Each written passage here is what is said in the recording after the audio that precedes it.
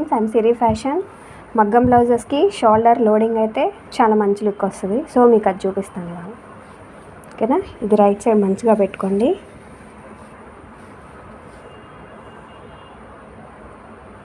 ఉక్సులు పట్టి అన్నమాట ఇది.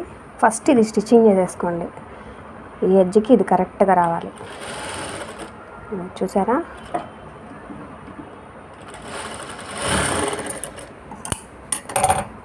దీని తర్వాత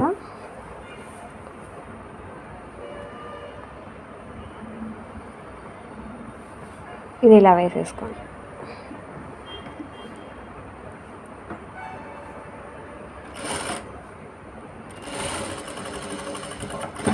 కొంచెం రఫ్ చేయండి.